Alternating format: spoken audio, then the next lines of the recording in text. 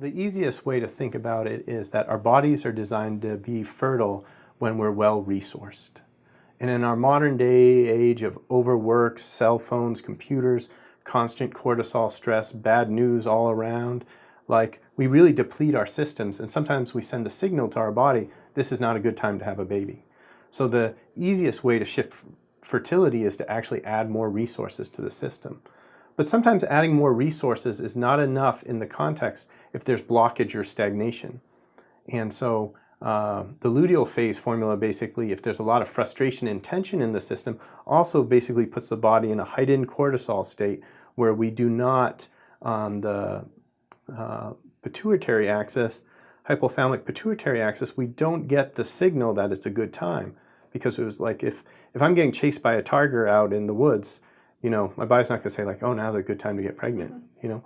But in many ways, like the constant onslaught of emails and movies and TVs and stress and work is sort of like puts us at that sympathetic fight or flight nervous system. So sometimes we not only have to replenish, but we also have to move the energy. And then sometimes with a lot of women, they've had stagnation in their reproductive system.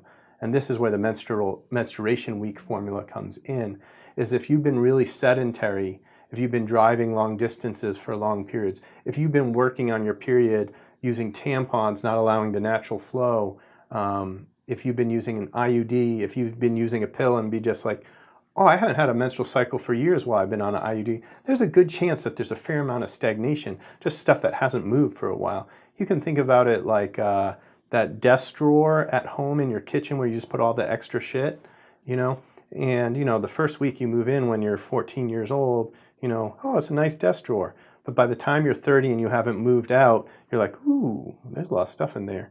And then you put a lock on it and, you know, say, oh, I'm going to put the IUD and just not even think about that desk drawer. And you open it up in 38 and there's like cobwebs and old letters from boyfriends and, you know, your prom photos, and you're just like, I don't even know I want to deal with that. But if we can empty that desk drawer out a little bit, like Marie Kondo style, like empty it out a little bit of these cycles, each of these cycles can be a natural cleaning of our bodies. Or the uterus is a self-cleaning,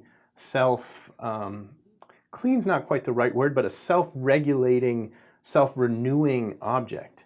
It's amazingly flexible and movable, but it also can get stagnant very easily, just especially from a sedentary lifestyle and stress and bad diets and that sort of thing.